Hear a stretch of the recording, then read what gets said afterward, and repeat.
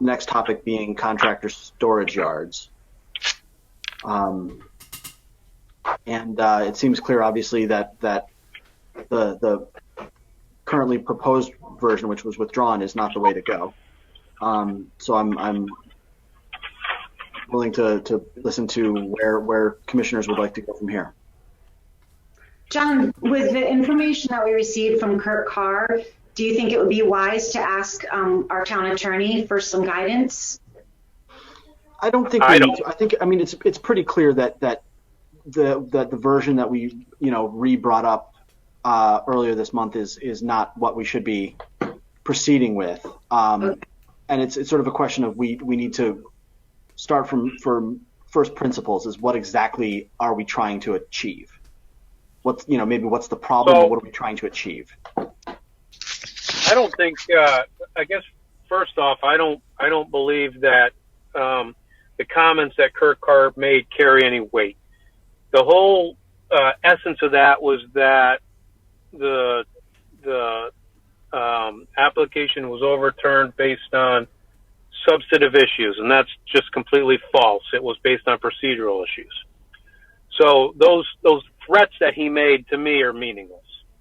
I think what we ought to do is take the redlined version of it from where it was in 2016 to what we changed it to, and it's now reverted back, and look at those changes and say, yes, we want to keep that, or no, we want to tweak that a little bit and use that as the basis of our conversation. For example, we started off with 14-foot tall fences, then we changed it, I think, to 6, and maybe where we want to be might be 8. We certainly don't want 14.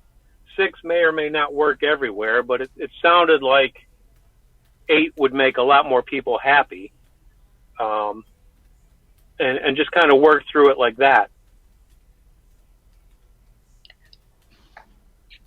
And I think that the point is that what's in effect right now is the version of the regulations that were, the law, the reg that were in effect prior to any of the changes we made back in, 2014 or 15, that, the action of the court amounted to reinstating all of the old regulations back to the point that they were before the vote, before the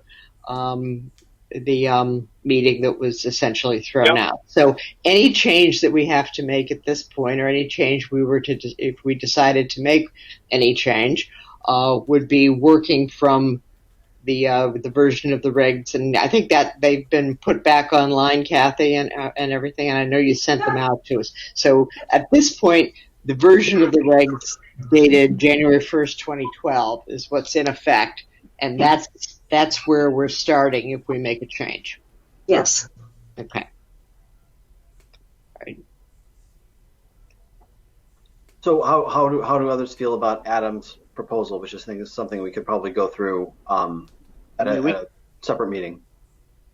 I mean, I would think a separate meeting. I mean, we could certainly tweak the fence height restrictions that are in the current one. There's things I would like to add to make it even more shielding, such as peripheral landscaping requirements in addition to fencing. But that's right now. I actually drove around and looked at least the sites that were mentioned in the letter that was presented to us.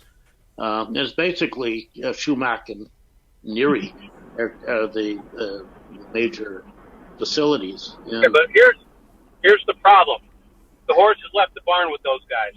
Right. What we do today doesn't mean anything for them. It's only future storage yards.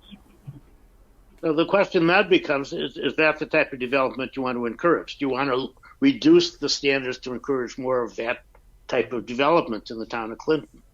I mean, those they're very major quasi-industrial types of facilities with heavy equipment all over. Oh yeah, that's why they're in the industrial zone. That's why we created an industrial zone, a house for those types of facilities. Right. So the problem is, I mean, do you really want to water down the restrictions, particularly for boundary conditions where they approach residential districts or other non-industrial types of uses. I would think you'd want those to be as stringent as. Well, you say watered down. I'd say make them reasonable, right? A 14-foot fence is not a reasonable requirement. No, I'm just saying what there's things you can do in addition to the fencing, additional buffering requirements through plantings and things of that nature. Yeah, but why do that in an industrial zone? The whole point of an industrial zone is it doesn't have to look pretty. Right, but only we want to be concerned about maybe some abutting residential districts. We want to be concerned with that, but that's what I'm concerned about, Adam. That's exactly what I'm raising. Where you have boundary situations, where it abuts a commercial district or where it abuts a residential district, you may want even more stringent buffering. Well, there's language about buffers in there where it abuts a residential zone. I have a little bit of feedback on that point. So to me, one of the trends that I have noticed, particularly happening along the shoreline, is some industrial zones actually becoming more commercial in that people are frequenting them. The example that comes to mind is brew pubs. So in that case, something like Martin is recommending some beautification efforts to make it not solely industrial looking actually could have pretty substantial effects on the desirability of Clinton for such uses. And in some of my admittedly limited community involvement in Clinton, one thing that's come up over and over again is the prospect of brew pubs. But they go to those areas because it's cheap and they don't have to do anything. They move into basically warehouse space where they don't have to have landscaping, and that's why they pick those areas. Yeah. But we don't want to make it. We don't want it to go too far the other way. Yeah. One of the big limitations on brew pubs in this state in this town is our sewer system, our lack of sewers. Most of the places where the brew pubs are incorporated into the industrial areas are sewered. Yep. Right. So, is there a consensus that we want to bring forward a change in the a proposal to change the requirement for the fence height in the existing regs or not? Well, my sense is Adam threw that out as like an obvious example because none of us have the regulations in front of us. But actually, I do. But okay.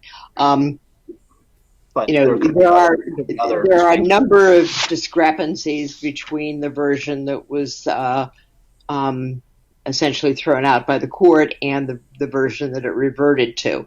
One of those is fence height, but there are a lot of other discrepancies, including things like setbacks and restrictions on hours of operation and a number of other things.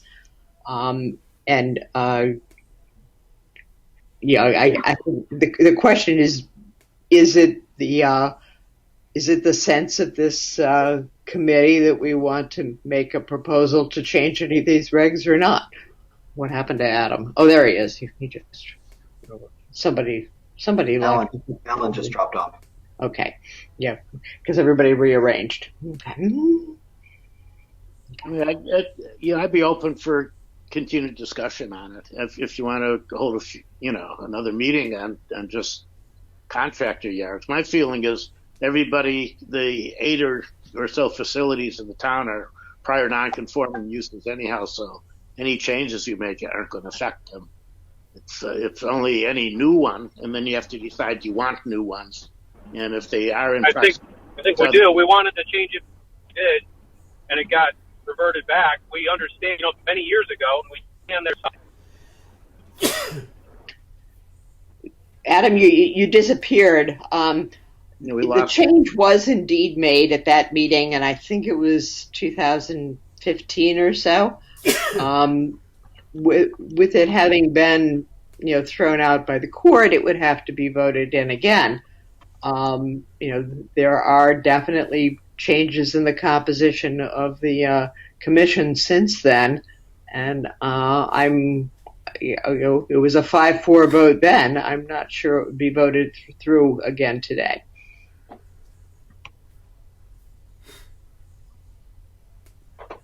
Yeah. And there are a lot of externalities associated with these facilities. I mean, a lot of traffic, heavy truck traffic, and heavy machinery moving in and out of there. And it's pretty unsightly. I mean, it's nothing I think you want to really encourage by reducing the stringency of your regulations. I would make them more feasible, but I don't think I'd open wide the door for us to be the shoreline's contractor yard, basically.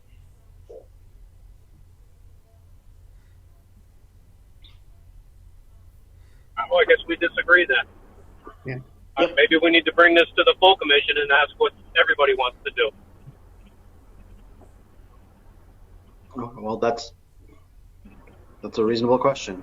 I mean, and that's, this would be the sort of the first meeting after the application was withdrawn, and we could, report that the regulations committee, not sure how they want to proceed, and it would be good to put to a vote to the full commission. Mm-hmm. So, Kathy, we'll make a note when we set up the agenda for the 14th, we'll put that on there. Okay.